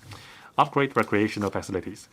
The government has launched a 5-year plan to modify more than 170 public play spaces managed by the LCSD across the territory since 2019, with a view to providing children's play equipment which incorporates more elements of fun, creativity, and challenge. To cater for people's diverse needs for fitness equipment, the LCSD will install some novel outdoor fitness equipment as appropriate when constructing new parks or renovating existing ones, such as the Yatming Road Park in North District, which is near completion, and the Butterfly Beach Park in Tuen Mun. Football has long been one of the most popular sports. The Kai Tak Sports Park, scheduled for completion in 2023, will provide, among others, 2 main stadiums for hosting both international and local football matches. The 5-year plan for sports and recreational facilities also includes the construction or reconstruction of 12 football pitches, including the redevelopment of Yuen Long Stadium. I will earmark $318 million to implement a 5-year plan for upgrading over 70 football pitches under the management of LCSD, including substantially increasing the number of 5A-side football pitches meeting international standards, exploring the possibility of expanding the existing football pitches into standard 11-a-side turf pitches, and expediting the replacement of artificial turf on football pitches. Relevant national sports association and affiliates, district football groups, schools, and other organizations with more up-to-standard football pitches to organize football training programs and football matches in the future. The general public, in particular young people, will have more opportunities to play football regularly and develop their potential, thereby contributing to the long-term development of football in Hong Kong. Enhance harborfront. I have earlier earmarked a total of $6.5 billion for harborfront enhancement. We have completed 6 kilometers of harborfront promenades over the past 3 years or so for public enjoyment. The 20-kilometer-plus Victoria Harbourfront promenades have now become popular leisure spots. This year, we will seek funding from the Legislative Council for commencing the construction works of 2 major projects, namely the boardwalk underneath the Island Eastern Corridor and the Harbourfront Park at Eastern Street North in Sai Ying Pun. An incremental approach will continue to be adopted so that the harbourfront sites can be opened as early as possible for public enjoyment. Strengthening healthcare system, healthcare facilities, and manpower. The Hospital Authority will press ahead with the implementation of the first 10-year Hospital Development Plan, HDP, and the planning of the second 10-year HDP. The HA will review the design of hospital projects under the 2 10-year HDPs, taking into account the experience in combating COVID-19 and incorporates required provisions for 2 to 3 general wards in each selected hospital, so that they can be readily converted into Tier 2 isolation wards when the need arises. To strengthen professional healthcare training, around $1.9 billion has been allocated to the University of Hong Kong, the Chinese University of Hong Kong, and the Hong Kong Polytechnic University in the past 2 financial years for carrying out short-term renovation works and facility enhancements, as well as studies and medium and long-term works projects to increase their teaching facilities. The governments will continue to work with the universities to upgrade and increase healthcare-related teaching facilities. Healthcare workers play a pivotal role in our fight against the epidemic. The last budget earmarked funding to support the HA in providing sufficient manpower for the public healthcare system and easing the pressure on healthcare workers. The measures are being taken forward. Primary healthcare. Following the commencement of service of the First District Health Center, DHC, in Kwai Ching District, I earmarked $650 million recurrent expenditure for setting up DHCs in 6 other districts last year. 2 of them in Shamshui-Po and Wong Tai Sin targets to commence operation within the coming 2 years. Last year, I also allocated about $600 million for setting up DHC expresses in the remaining 11 districts, which are expected to commence service progressively within this year. Development of Chinese medicine. The government will award the service deed for the Chinese Medicine Hospital in Chengguano in the middle of this year, and construction works are expected to be completed in 2025. Since last year, the government has also allocated more resources to the 18 Chinese medicine clinics cum training and research centers, with a view to continuously enhancing the remuneration package of and training for Chinese medicine practitioners. Moreover, the government promotes the development of Chinese medicine in Hong Kong through a dedicated fund of $500 million. Mental health services. The government will provide additional recurrent funding of around $147 million to enhance child and adolescent psychiatric, community psychiatric, and psychogeriatric services of the HA and support the enhanced service of Kwai Chung Hospital upon its redevelopment. It was earlier announced that a sum of $300 million will be used for strengthening support for people in need in the community, as well as enhancing public awareness of the importance of mental health. Caring and inclusion. The government will provide an extra 1,500 subsidized elderly home care services places this year, involving an annual expenditure of about $150 million. The government is also taking forward 66 new projects, providing about 8,800 residential care places and about 2,800 subsidized daycare service places for the elderly in the coming few years. The government has substantially increased the resources allocated to rehabilitation services in recent years.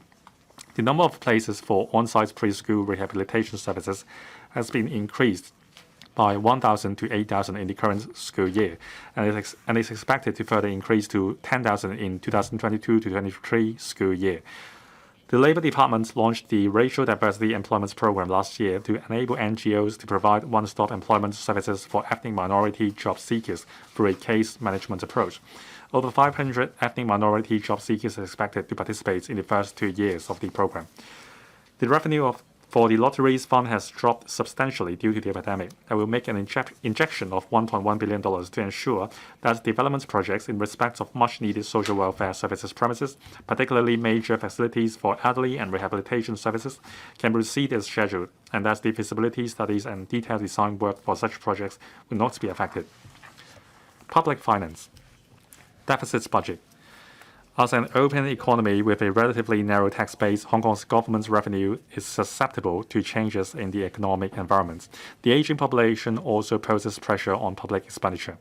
Though I have great confidence in Hong Kong's fundamental strengths and long-term prospects, we must, in the face of an economic downturn and the aforesaid challenges, exercise extra prudence in managing public finance. Our fiscal reserves are the fruits of the economic development of Hong Kong and the hard work of our people over the years. They enable us to adopt a deficit budget amid the prevailing economic downturn and launch counter-cyclical measures to support the economy and relieve people's burden. In the past year, we have increased government expenditure substantially to combat the epidemic and roll out relief measures, which resulted in our fiscal reserves dropping sharply in 2 years from the equivalent of 23 months of government expenditure to 13 months. Although I forecast an improvement in revenue for the next financial year, I expect that the fiscal deficit will be $101.6 billion, accounting for 3.6% of our GDP due to the counter-cyclical fiscal measures and the continued increase in recurrent expenditure. In other words, Hong Kong will record a deficit for a number of years after achieving a surplus for 15 years. As shown in the medium-range forecast, MRF, the operating account is projected to be in deficit for 5 consecutive years. The operating deficit for 2021-22 will be more than $140 billion, mainly due to the counter-cyclical measures, while the operating deficits for the remaining 4 years will range from $22.4 billion to $40.7 billion. The consolidated accounts is also expected to record a deficit for 4 consecutive years. The above forecast has not yet taken into account any tax rebate or relief measure that the government may implement in the future. The deficits are mainly caused by the fact that the rise in government expenditure is outpacing the increase in government revenue, especially in terms of recurrent expenditure. Recurrent expenditure of the government increased from about $150 billion in 1997 to 98 to about $470 billion in 2020 to 21, representing a more than threefold increase. The significant rise in government expenditure in recent years is for enhancing services or investing for the future. However, as emphasized in my last budget, government expenditure should enter a consolidation period. The long-term financial commitments should also be commensurate with the increase in revenue. As a number of measures announced in this year's budget will have a bearing on the new financial year and the MRF, I would like to offer some explanations here to members and the public. To optimize the use of fiscal reserves for seeking a better return to meet its future needs, the government set up the Future Fund in 2016 to make longer-term investments for a period of 10 years. The investment return of the fund forms an integral part of public financial resources and has accumulated a return amounting to nearly $100 billion. While the government has all along been disclosing the rates of return of the Future Fund, the investment return yet to be brought back has not been reflected under the cash-based government accounts. Starting from 2021 to 2022, I will reflect the cumulative investment return of the fund in operating accounts on a progressive basis, with $25 billion brought back in the first year. The 2021-22 budget has also included $23 billion brought back from the housing reserve and the annual proceeds of about $35 billion from the expansion of the government green bond program as mentioned earlier. The sums raised under the government green bond program will provide funding for green projects under the Capital Works Reserve Fund, but will not be used to finance operating expenditure and hence will not undermine public finance discipline. The issuance of bonds cannot bolster our real financial strength as it ultimately requires the repayment of principal and interest. Nonetheless, the issuance of additional green bonds for financing eligible projects can definitely relieve the government's fiscal pressure arising from the need to use existing resources to meet capital expenditure. This is a reasonable and appropriate approach in the light of the current low interest rate environment and is also conducive to the development of Hong Kong's bond market. The above measures of bringing back the Future Fund's investment return and the housing reserve and issuing additional green bonds will ensure that our fiscal reserves can be maintained at a relatively robust level despite fiscal or deficit budgets in the next few years. They would enhance confidence in Hong Kong's fiscal strength and is conducive to maintaining our financial stability. However, in the long run, the key to maintaining healthy public finances is to follow the principle of keeping expenditure within the limits of revenue and ensure that the growth of expenditure is commensurate with economic growth. In the face of the challenges of fiscal deficits, we should not only reduce expenditure but also increase revenue. Reduce expenditure. This year's budget will continue to roll out a series of measures for supporting individuals and businesses. Last year, Hong Kong's economy was battered by the epidemic, and all sectors of the community were generally affected in varying degrees, particularly the grassroots. Despite the fiscal deficit, I've decided not to reduce our spending in areas relating to people's livelihood, especially resources allocated to the three policy areas of education, social welfare, and healthcare, in order to safeguard people's livelihood and maintain public confidence. In 2021 to 22, the recurrent funding for these three policy areas amounts to $302.3 billion in total, accounting for 58% of the government's total estimated recurrent expansion and representing an increase of 45% over the provision of $208.2 billion in 2017 to 18. The government will set an example by cutting expenditure to strengthen fiscal discipline. In 2021 to 22, we will have zero growth in the civil service establishment. Besides, the government will implement an expenditure reduction program by requiring all policy bureaus and departments to reduce expenditure without affecting livelihood-related spending. The goal is to trim recurrent expenditure by 1% in 2022 to 23. The estimated savings will be about $3.9 billion. While it seems not too difficult to achieve the 1% cut in recurrent expenditure, there's limited room for curbing expenses relating to personnel emoluments, which account for about 60% of recurrent expenditure of government departments. We can only achieve the target mainly through savings from the remaining 40% of recurrent expenditure, including major items such as general expenses and subventions. All departments have to undertake critical review, adjust priorities, and enhance efficiency in order to achieve the savings target without affecting day-to-day operation and public services they provide. Many a little makes a mickle.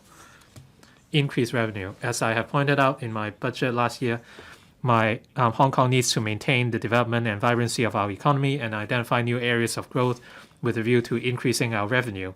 I've just elaborated on the long-term positioning of Hong Kong's economy and the strategies for the development of our major sectors, which will help increase government revenue on the long run.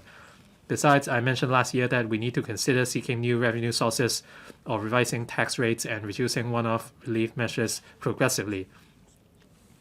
Though raising tax rates can increase revenue on the short run, the choice must be made carefully.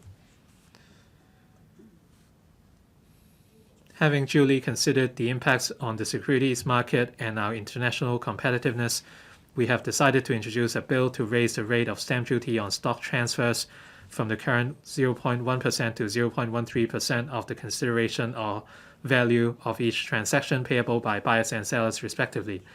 The government will continue to spare no effort in introducing measures to facilitate the development of the securities market to take our financial services sector to the next level. As businesses and individuals are generally under considerable financial pressure amid the prevailing economic environment and the epidemic, I consider that it is not the appropriate time to revise the rates of profits tax and salaries tax, which are our major sources of revenue. Nevertheless, we will keep in view the situation and make adjustments at the appropriate time. During budget consultations, I received many proposals to introduce new taxes. If we do so, we have to carefully examine the proposals, take all factors into account, and earnestly listen to views of various sectors. Fighting the epidemic and reviving the economy are our current priorities. This is not the time to introduce new taxes. Nevertheless, we will carry out related research and make preparation to facilitate in-depth discussions at a suitable time and forge consensus before we introduce new taxes to increase revenue.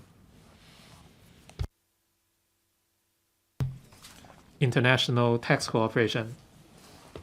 The Organization for Economic Cooperation and Development is drawing up new proposals to address base erosion and profit shifting, or BEPS 2.0, which include the introduction of a global minimum tax rate and a digital tax. In mid-2020, the advisory panel on BEPS 2.0 commenced work on assessing the impact of the proposals on Hong Kong. Meanwhile, the government has been collecting views from stakeholders in the business sector. Taking into account the preliminary views of the advisory panel, I would like to outline the direction of the government's response measures so that the business sector can have a better grasp of the issue and make early preparation. First, as an international financial and business center, Hong Kong will actively implement the BEPS 2.0 proposals according to international consensus. Second, as most of the rules under BEPS 2.0 are only applicable to large multinational corporations, we will minimize the impacts on local SMEs where possible when drawing up the response measures and strive to maintain the simplicity, certainty, and fairness of our tax regime, which are our key advantages. Third, while safeguarding Hong Kong's taxing rights, we will at the same time minimize the compliance burden on affected corporations. Fourth, we will keep up our efforts in improving Hong Kong's business environment and enhancing our competitiveness to attract multinational corporations to invest and operate in Hong Kong. Once the OECD has finalized the proposal, the advisory panel will put forward its recommendations on the specific response measures in its report to me. Rating system. The rating system in Hong Kong has not undergone any major change since 1995. To ensure that our rating system could keep pace with the times, I have requested the FSTB and the Rating and Evaluation Department to review whether there is any room for improvement in respect of the rating system. We will review the case for introducing a progressive element to the rating system and that for providing rates concession to owner-occupied properties on a regular basis. Furthermore, we will consider shifting the primary liability for rates payment from the occupier to the owner of a property to reflect that the ultimate responsibility with regard to a property should rest with its owner. The government will consult the relevant legislative panel on whether and how to revise the rating system.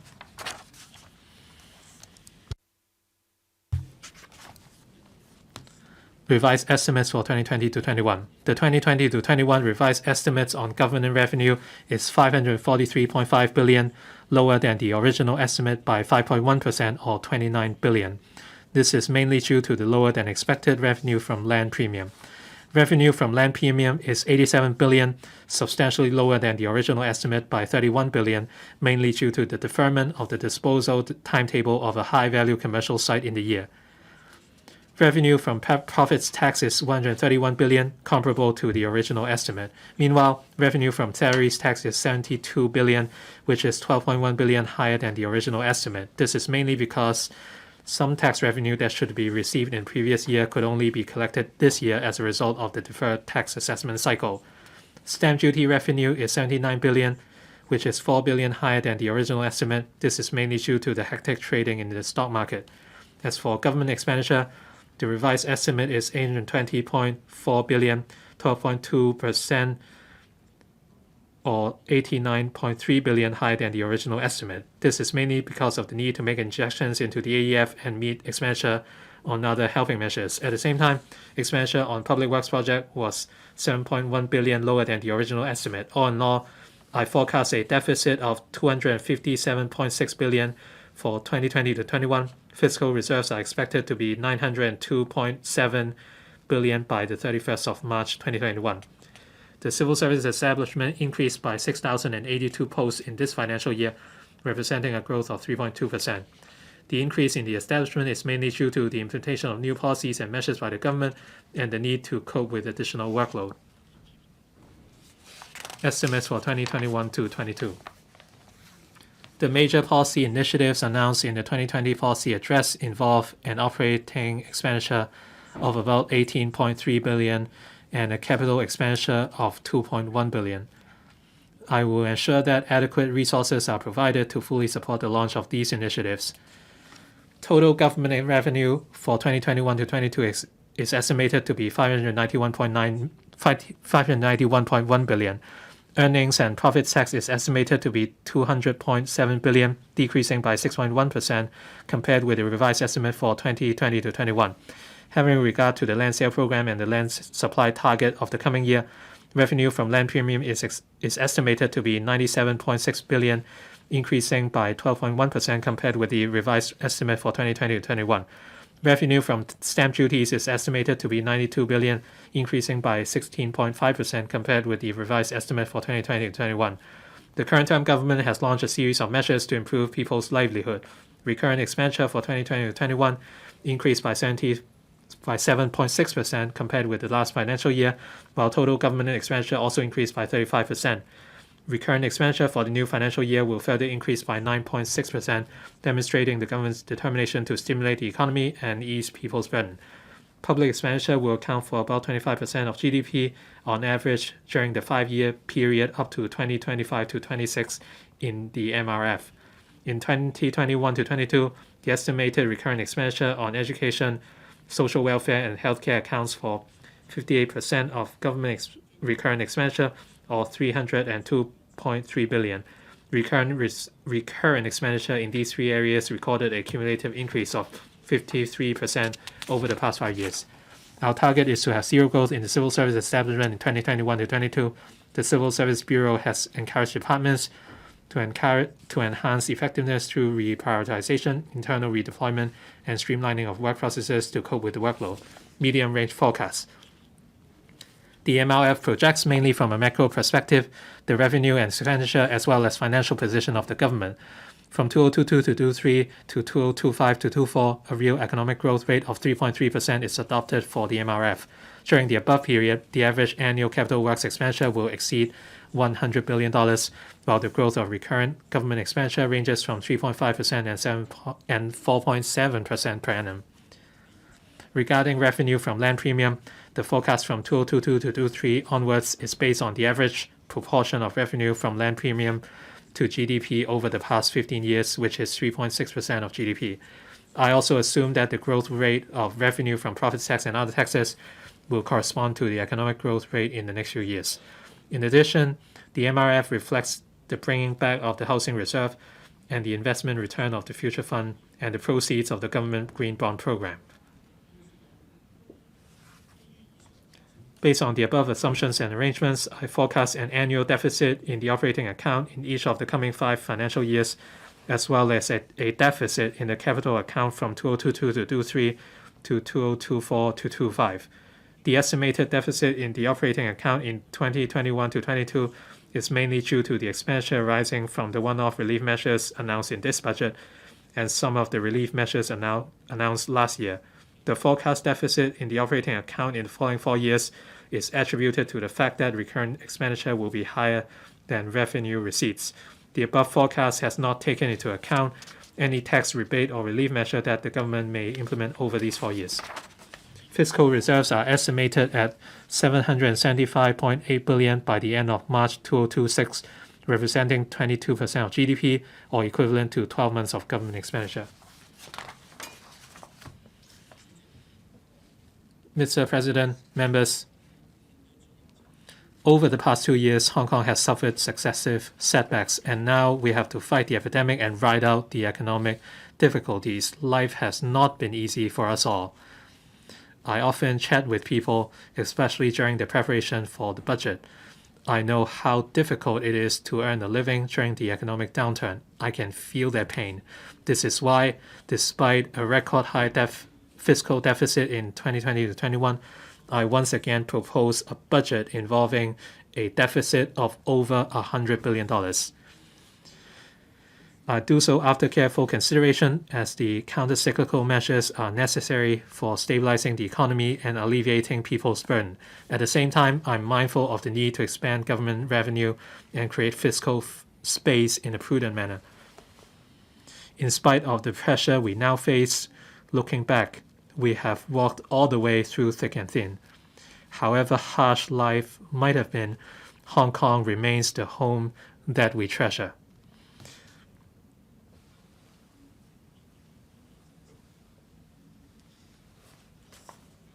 Home is not where we find perfection. It is where we stay together as a family, sharing mutual care, acceptance, and support. This unprecedented pandemic reminds us that we are all in the same boat. Deep-seated conflicts cannot be resolved instantly, nor can wounds be healed overnight. Given time, even the tightest knot can be untied.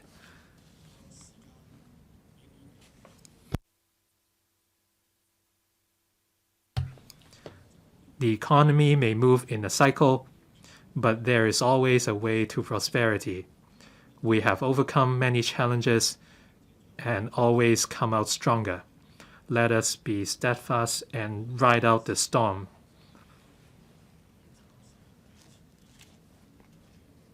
Together, we will build a better Hong Kong. Thank you, President. Thank you.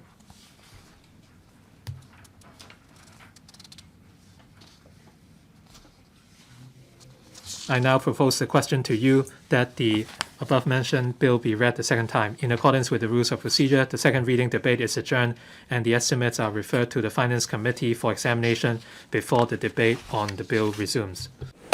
Secretary for Justice.